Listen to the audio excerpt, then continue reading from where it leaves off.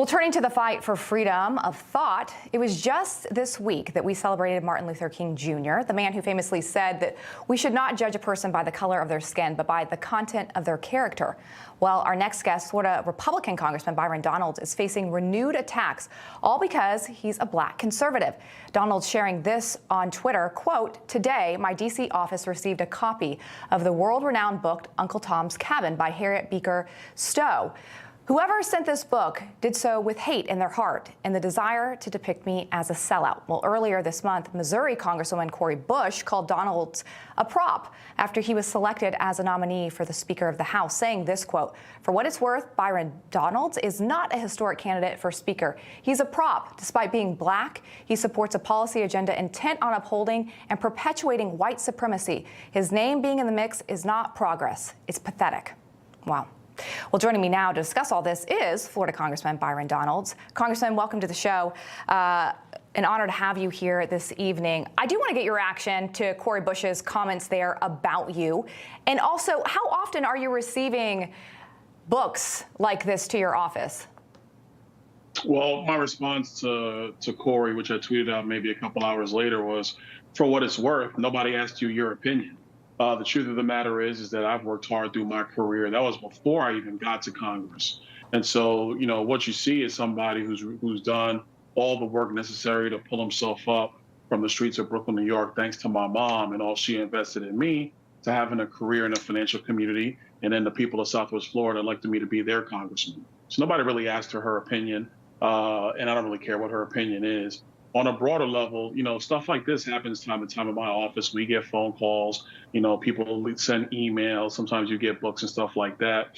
But that's all meant to try to intimidate me, and I'm just not going to be intimidated. I have my viewpoints. I know what I believe. I know what I stand on. People who disagree with me, they're free to come and debate me at any given time. We could do it on Instagram, Facebook, YouTube. I don't care. We can have that debate, and they'll be proven wrong every single time.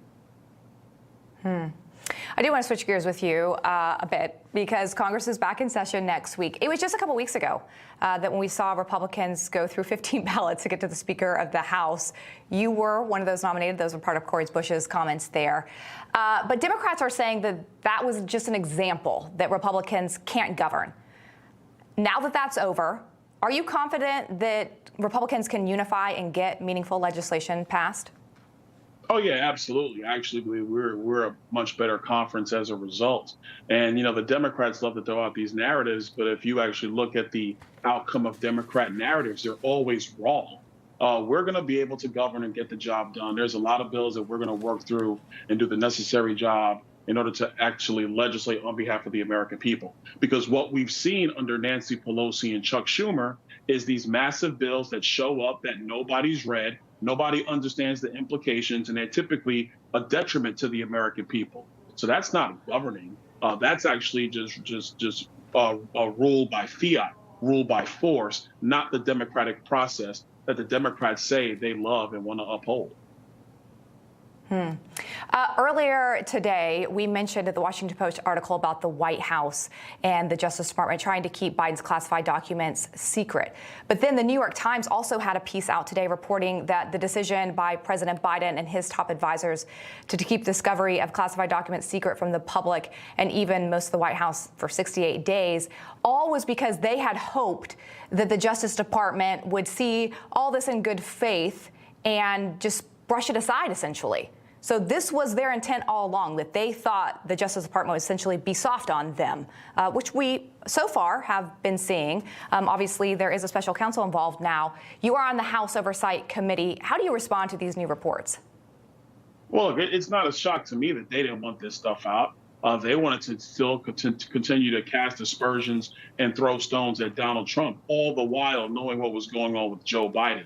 But from an oversight perspective, there are some serious questions that need to be answered. Namely, how did then Vice President Joe Biden leave the White House under the Obama administration with classified material? How was he able to hold on to top secret SCI documents for 6 years? What were those documents doing at the Penn Biden Center, which in part is funded by elements of the Chinese government? And then what's going on with respect to how loose they have been with classified material?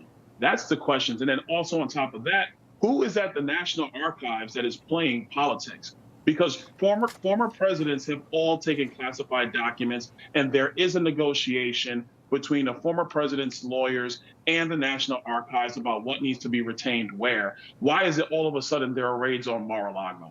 That is the weaponization of our government against citizens and political rivals, things that House Republicans are going to investigate and get to the bottom of. So earlier we played a clip of White House Press Secretary Karine Jean-Pierre claiming that the White House was and has been transparent with the public about Biden's classified documents. I want to play another clip. Listen. As it relates to classified documents, information, which the president takes very, very seriously, I would refer you to the White House Counsel Office for any statement coming from here or anything new developments coming from here. And as it relates specifically to the investigation, I would refer you to the Department of Justice. So I'm not going to comment on that piece at all from here. I'm just going to continue to be prudent. Okay, so that was her from today. I mean, this organization, this administration has been saying they've been transparent all along. How would you grade their transparency so far? Awful, substandard. This administration has not been transparent about anything. But understand, this is not the first time.